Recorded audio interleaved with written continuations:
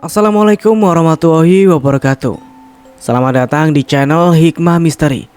Dan tentunya masih bersama saya Mas Nara. Apa kabar kalian semua? Semoga selalu baik-baik saja. Sehat badannya, dilimpahkan rezekinya, dan dihindarkan dari segala mara bahaya. Amin. Di kesempatan kali ini saya akan menceritakan sebuah cerita treat horor dengan judul Pocong Sumar Manuk Kedasih 2. Oke, sebelum ke ceritanya, bagi kalian yang belum subscribe channel ini, silakan bisa subscribe dulu dan aktifkan lonceng notifikasinya agar kalian tidak ketinggalan cerita dari channel Hikmah Misteri yang akan selalu menggetarkan hati kalian. Oke, terima kasih, and so get ready to be haunted.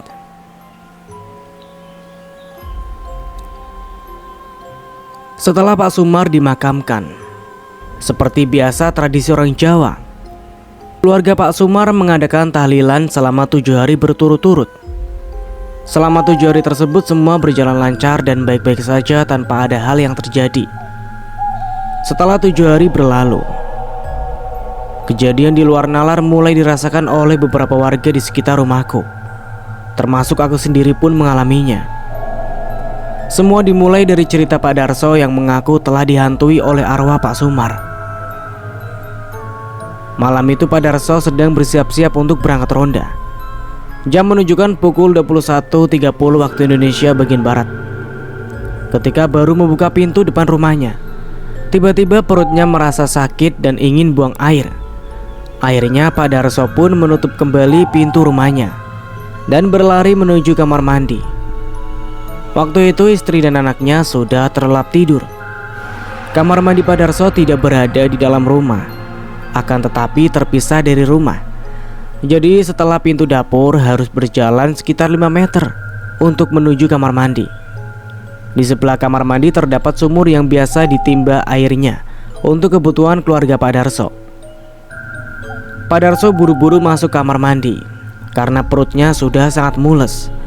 Pak Darso pun sesegera mungkin menyelesaikan hajatnya karena teman-teman yang lain sudah menunggu di pos ronda. Namun ketika hendak membasuh menggunakan air, Pak Darso baru sadar bahwa ember di kamar mandinya kosong, yang berarti dia harus menimba di sumur terlebih dahulu. Akhirnya dengan terpaksa dia pun keluar dari kamar mandi dan mulai menimba air di sumur. Tiba-tiba Pak Darso mendengar suara laki-laki menangis terseduh-seduh. Terdengar sangat pilu dan sedih. Suaranya begitu dekat. Pak Darso menghentikan timbaan airnya dan mencoba lebih seksama mendengar apa yang dia dengar. Dan benar saja, ada suara laki-laki menangis. Pak Darso curiga bahwa itu adalah anaknya yang nomor 1 yang menangis, karena anak pertamanya adalah laki-laki bujang yang sudah duduk di kelas 3 SMK. Dia pun sedikit mengintip ke balik sumur, karena sumur Pak Darso cukup tinggi. Jadi tidak dapat melihat apa yang ada di balik sumur tanpa memutarinya. Ketika Pak Darso berjalan ke balik sumur, alangkah terkejutnya dia bahwa ternyata yang dia lihat adalah bungkusan kain putih sedang berjongkok dengan muka setengah hancur dan sangat mirip dengan Pak Sumar. Pak Darso pun langsung lari terbirit-birit menuju dalam rumah tanpa memperdulikan bahwa dia belum membasuh dengan air. Dia pun lari ke kamar membangunkan istrinya. Dek, tangi dek. Dek, bangun dek, ucap Pak Darso sambil mencoba mengatur nafasnya yang terengah-engah. Tangannya yang basah oleh keringat dingin menggoyang-goyangkan tubuh istrinya. Ono apa Thomas? Sampai ngopo kok mengap-mengap ngono? Ada apa sih mas? Kamu kenapa kok terengah-engah begitu? Jawab istrinya setengah terkejut.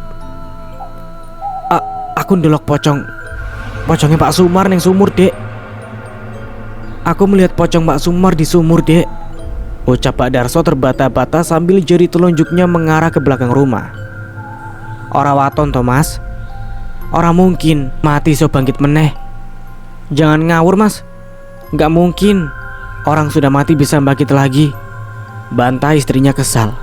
Tenan dek, aku orang ngapusi. Dek ini lagi dodok nang pinggir sumur karo nangis. Beneran dek, aku gak bohong.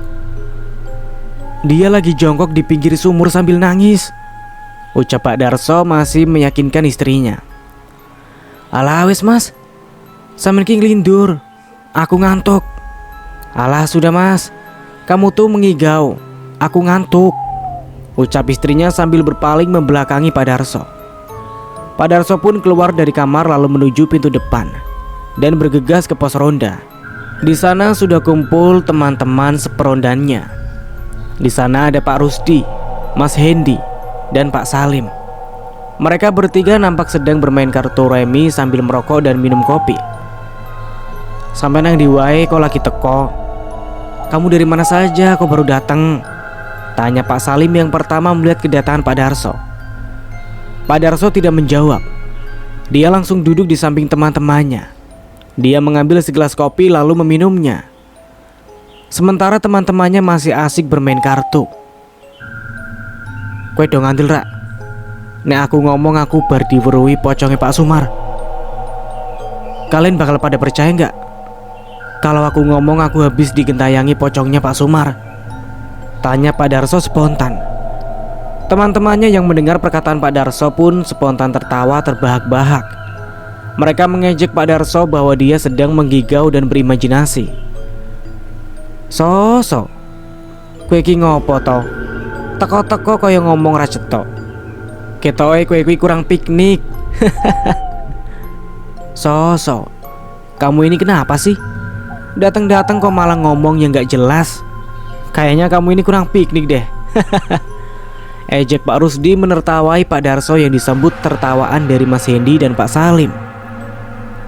Pak, kadose jenengan iki namung keton-ketonan kali Pak Sumar. Lawang riyen kan rencange kental toh Pak. Pak, kayaknya kamu ini hanya kebayang-bayang sama Pak Sumar. Lah, orang dulu kan teman dekat kan Pak? Ucap Mas Hendi menengahi. Pak Darso hanya diam dengan ekspresi kesal kepada teman-temannya. Belum sampai Pak Darso menjawab, tiba-tiba duk duk duk duk duk, ada yang mengetuk-ngetuk kayu bagian belakang pos ronda. Pak Darso dan lainnya pun terdiam sejenak. Namun suara itu masih berulang-ulang. Heh, suara apa iku? Mesti ono sing jahil iki. Heh, sapa ning mburi? Ora gojek. Heh, suara apa itu? Pasti ada yang usil nih. Siapa yang di belakang? Jangan bercanda, bentak Pak Salim kesal. Tidak ada jawaban. Justru suara orang mengetuk-ketuk kayu belakang semakin cepat dan kencang. Pak Darso pun ketakutan. Ketoke iku Pak Sumar. Ketoke dekne yo.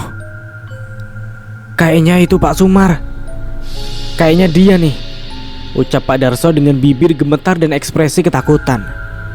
Mereka pun sepakat untuk mengecek bersama-sama ke belakang pos ronda.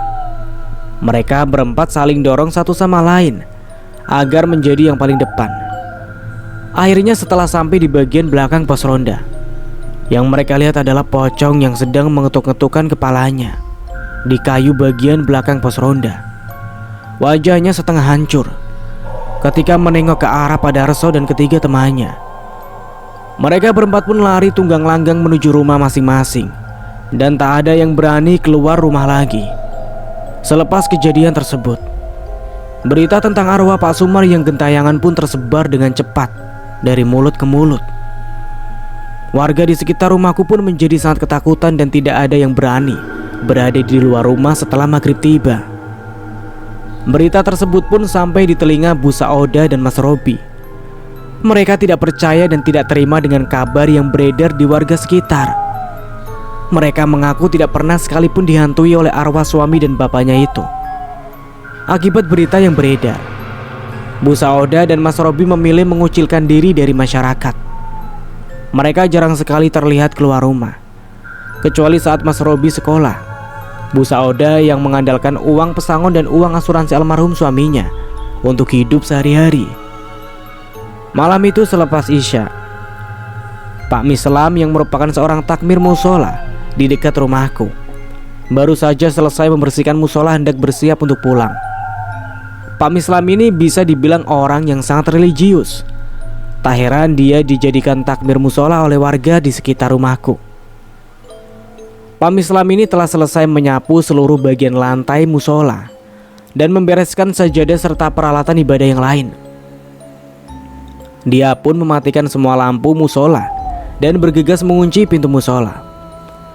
Ketika dia sedang mengunci, dia seperti melihat bayangan putih memantul di kaca pintu musola, yang berarti bayangan tersebut ada di belakang Pak Mislam.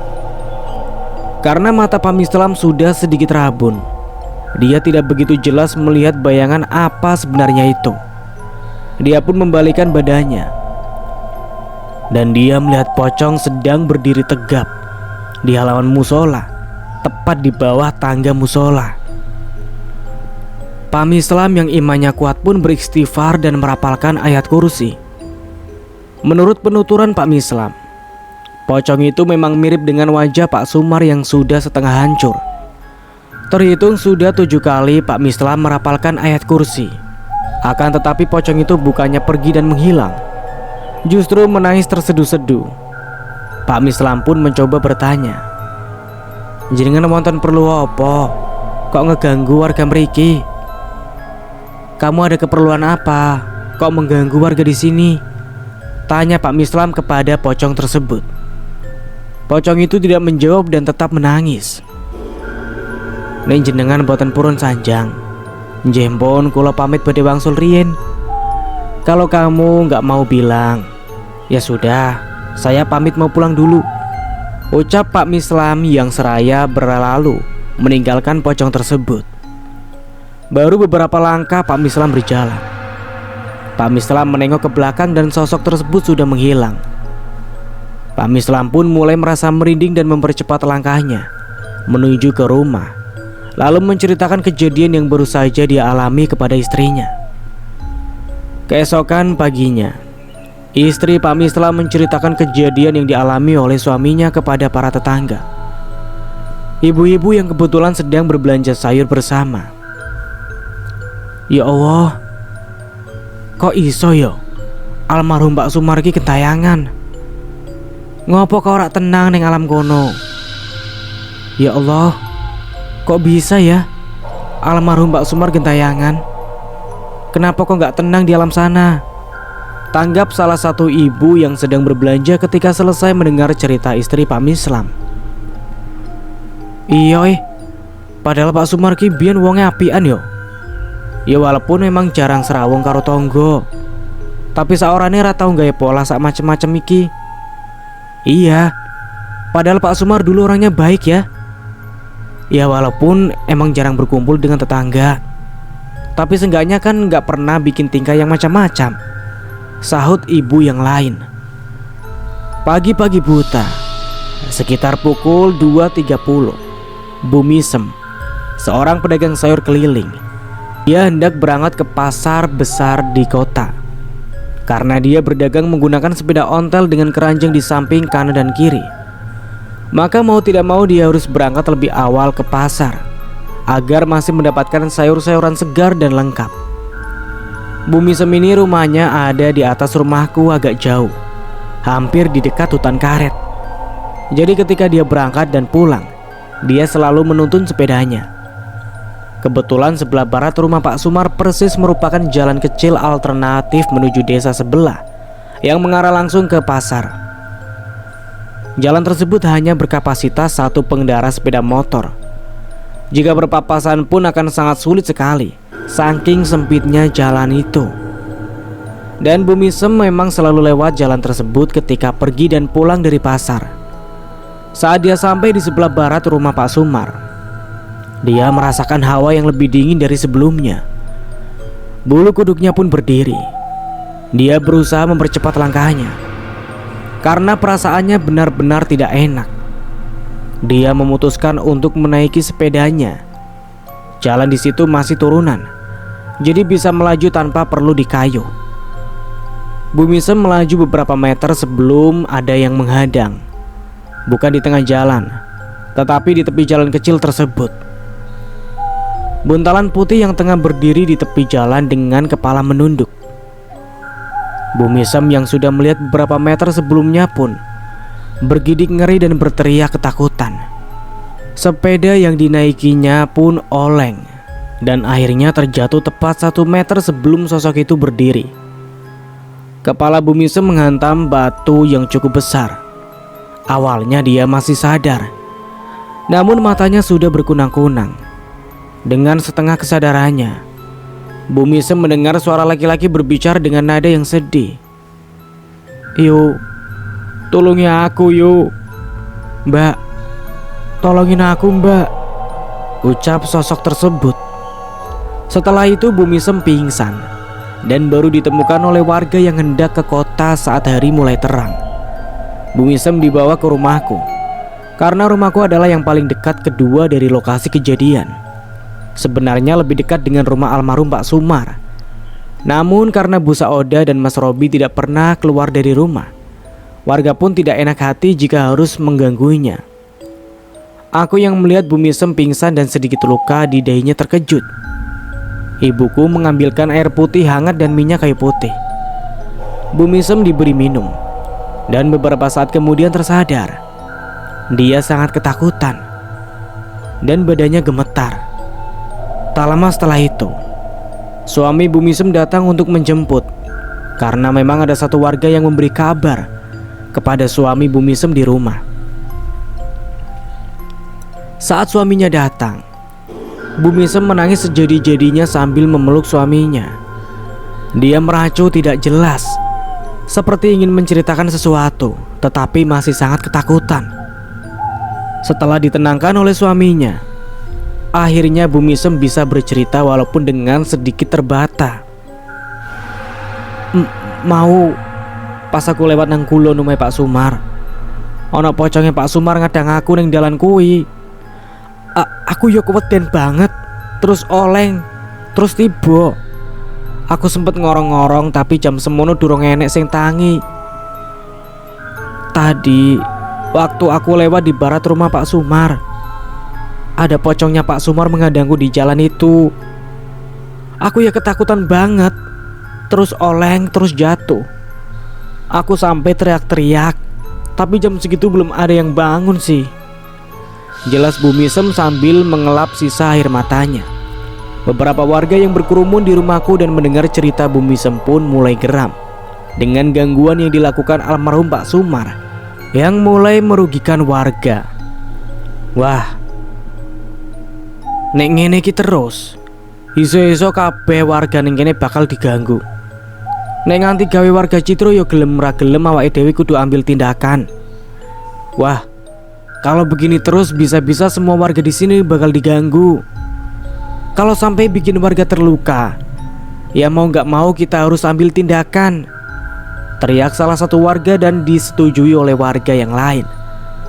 Namun Bu Misem kembali angkat suara.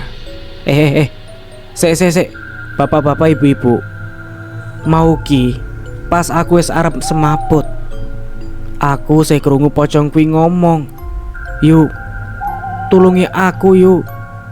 Ngono kuwi. Jal, opo jojo ono sing ra beres? Sebentar bapak-bapak ibu-ibu. Tadi itu waktu aku sudah mau pingsan, aku sempat mendengar pocongnya ngomong, "Mbak, tolongin aku mbak." Gitu coba. Apa jangan-jangan ada yang tidak beres? Ucap Bu Misem menenangkan warga. Warga di situ terdiam sejenak dan saling pandang satu sama lain. Mereka pun bertanya-tanya, ada apa sebenarnya? Tak berselang lama, Bu Misem dan suaminya pamit untuk pulang dan mengucapkan terima kasih kepada keluargaku karena telah menyediakan tempat untuk menolongnya. Sedangkan warga yang lain satu persatu membubarkan diri dengan pertanyaan yang masih mengganjal di pikiran mereka masing-masing.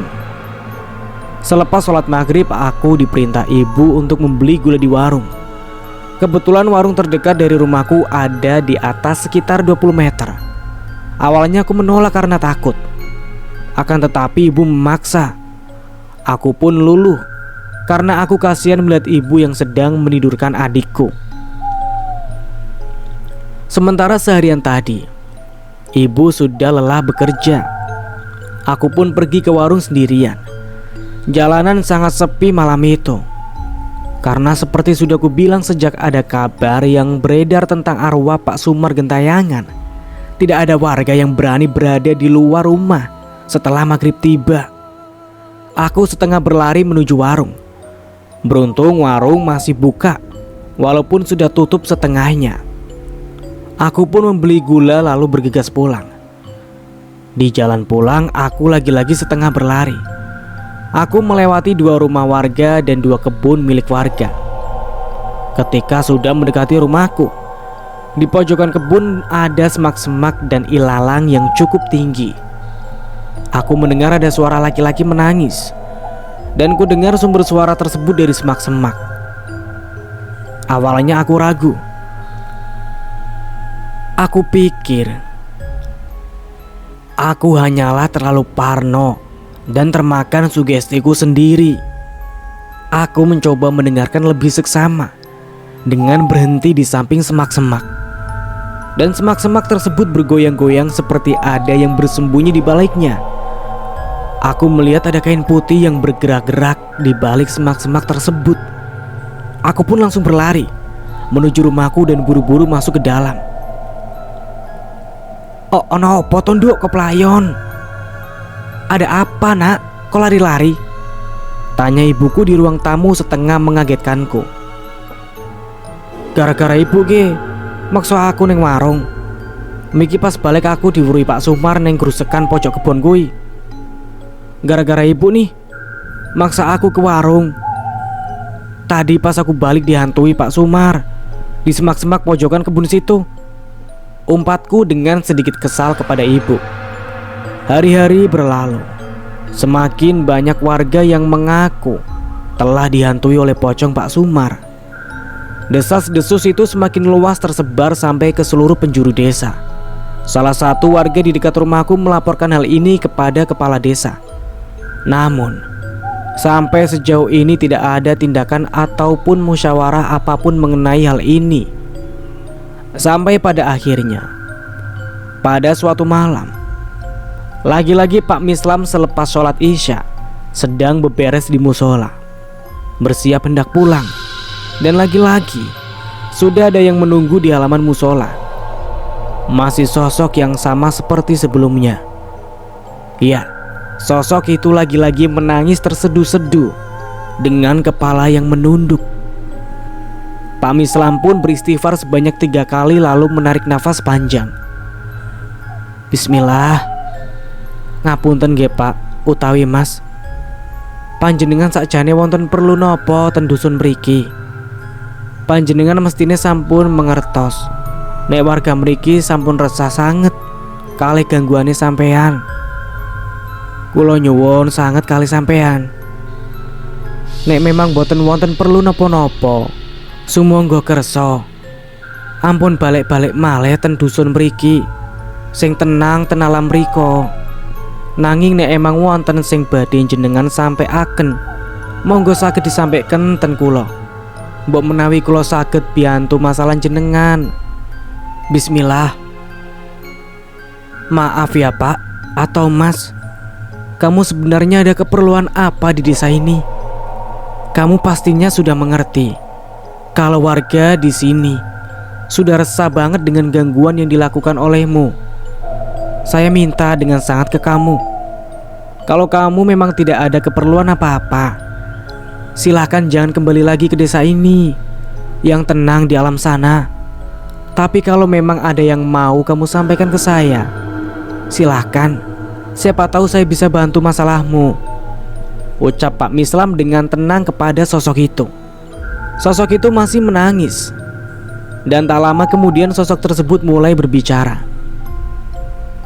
Pak, kula niki kudune dereng wayahe mati. Nek kula mati sinten sing ngurusi anak kula Robi? Jenengan ngertos to kahanane Robi kados pundi? Pak, saya ini harusnya belum waktunya mati. Kalau saya mati, siapa yang mengurus anak saya Robi? Kamu tahu kan keadaan Robi kayak gimana? Jawab sosok tersebut masih menangis. Pak, ikhlas nggih. Sedaya niki sampun takdir saking Gusti Allah. Pak Sumar tenang mawon. Kan tak sewonten garwane sampean Bu Saudah sing saged ngrumat Robi. Pak, yang ikhlas ya. Semua ini sudah takdir dari Allah. Pak Sumar tenang saja. Kan masih ada istrimu Bu Saudah yang bisa merawat Robi. Jawab Pak Mislam menenangkan. Mendengar jawaban Pak Mislam, sosok tersebut justru semakin menangis sesenggukan. Pak, kula sanjung jujur niki kali sampean. Bojo kula niku wonten hubungan kali priyayi benten. Piyambake nggih mboten dipenggalih ling rumat Robi. Mergo kahanane Robi kados niku mboten sempurna. Kadang malah mboten purun mengakui nek Robi niku putrane. Pak, saya bicara jujur dengan kamu. Istri saya itu ada hubungan dengan pria lain. Dia juga gak sampai hati dalam merawat Robi. Karena kondisi Robi yang seperti itu gak sempurna. Kadang malah gak mau mengakui kalau Robi itu anaknya. Ucap sosok tersebut dengan tangis yang terseduh-seduh. Akhirnya Pak Mislam pun mengetahui segala permasalahan yang membuat arwah Pak Sumar tidak tenang. Pak Mislam mencoba membujuk Pak Sumar untuk tidak mengganggu warga di sini lagi. Sementara Pak Mislam akan merundingkan dengan beberapa warga yang dapat dipercaya tentang masalah Pak Sumar ini. Keesokan harinya, selepas sholat Isya berjamaah di musola, Pak Mislam melarang beberapa warga untuk pulang terlebih dahulu. Pak Mislam menyampaikan bahwa ada hal yang perlu dirundingkan bersama. Di sana ada Pak Salim, Pak Darso, Pak Rizwan, dan Mas Ipul. Mereka pun melingkar di dalam musola dan dibuka dengan salam oleh Pak Mislam. Kemudian dilanjutkan dengan basa-basi untuk mengawali musyawarah malam itu. Ngoten lho bapak-bapak, kula ngumpulke ten mriki mergo wonten sing badhe kula sampaiaken. Nggih berkaitan kalih almarhum Pak Sumar. Begini loh bapak-bapak, saya kumpulkan di sini karena ada yang mau saya sampaikan berkaitan dengan almarhum Pak Sumar. Ucap Pak Mislam mengawali perundingan. Semua orang yang ada di situ tampak mendengarkan dengan seksama apa yang disampaikan oleh Pak Mislam. Pak Mislam menceritakan bahwa semalaman dia ditemui oleh almarhum lagi. Dan almarhum mau menceritakan apa penyebab dia masih bergentayangan. Sebenarnya tidak ada maksud mengganggu, hanya ingin meminta pertolongan. Arwah Pak Sumar sudah mencoba mendatangi istrinya, Bu Saudah, untuk menyampaikan apa yang membuatnya tidak tenang. Akan tetapi Bu Saudah sudah keras hatinya, tidak terpengaruh apapun dengan ucapan arwah Pak Sumar, dan justru menganggap dirinya sedang berimajinasi saja bertemu dengan almarhum suaminya itu. Menurut Pak Sumar, selama Pak Sumar masih hidup, dialah yang selalu merawat Robi sepenuh hati.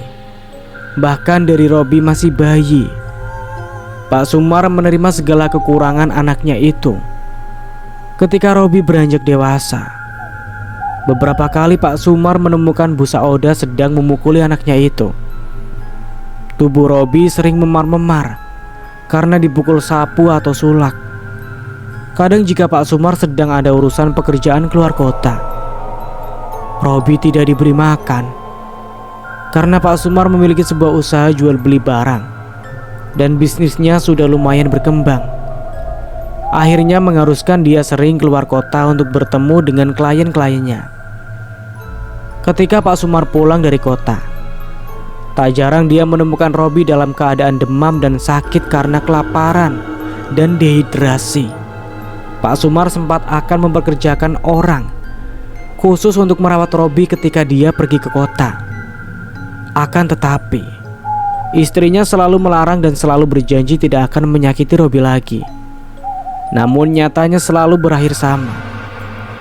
Sampai suatu ketika, Pak Sumar memergoki Bu Saudah sedang berteleponan dengan seorang laki-laki dengan panggilan yang mesra. Akan tetapi karena Pak Sumar ingin menjaga perasaan Robi, akhirnya Pak Sumar memilih untuk pura-pura tidak tahu istrinya itu selingkuh. Semenjak Pak Sumar meninggal, Bu Saudah dan Robi memang sangat jarang terlihat keluar rumah. Robi hanya keluar ketika dirinya sekolah. Itu pun selalu dipesankan ojek oleh Bu Saudah untuk mengantar jemput Robi. Memang beberapa kali aku melihat Mas Robi di sekolah belakangan ini, badannya semakin kurus dan tak terawat. Sementara Bu Saudah, sangat jarang ada warga yang melihat batang hidungnya. Almarhum Pak Sumar menceritakan bahwa sejak dirinya meninggal, Robi semakin sering disiksa oleh istrinya. Bahkan Bu Saudah sering berhari-hari tidak pulang ke rumah hanya karena berkencan dengan selingkuhannya. Di situ aku baru tahu, berarti Mas Robi pun sering membolos sekolah. Pak Sumar hanya ingin meminta pertolongan kepada warga di sekitar rumahnya agar membantu menjaga Robi dan membantu selalu menasihati istrinya agar berubah. Selain Pak Mislan menyampaikan seluruh cerita yang diketahui dari almarhum Pak Sumar, warga yang berunding pun memutuskan untuk merawat Robi secara bergotong royong dengan cara setiap hari membawakan makanan untuk Robi dan rutin mengecek keadaan Robi. Akhirnya mulai keesokan harinya, warga bergantian ke rumah Bu Saudah membawakan makanan untuk Robi. Karena Bu Saudah ketika ada warga yang berkunjung ke rumah selalu berlagak baik kepada Robi. Sangat berbeda dengan yang diceritakan oleh almarhum Pak Sumar. Semenjak perundingan itu, Pak Sumar tidak pernah menampakkan dirinya lagi. Prinsip warga di sini yang terpenting, warga sudah berusaha membantu merawat Robi semampunya. Entah di belakang Bu Saudah bertindak seperti apa kepada Robi, warga sudah tidak ikut campur.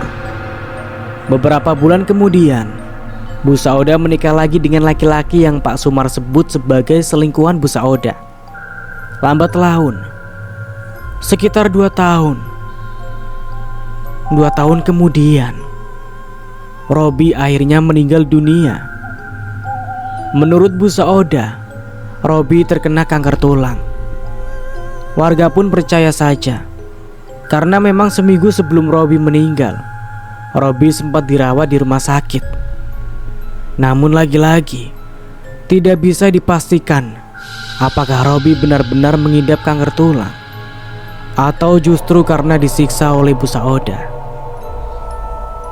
Dan cerita pun selesai sampai di situ. Nah, bagaimana menurut kalian? Silahkan komen di bawah. Dan jangan lupa like, share, and subscribe channel ini. Dan dari saya mohon maaf bila ada salah kata.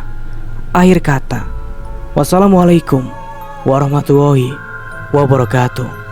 Sampai jumpa di video berikutnya.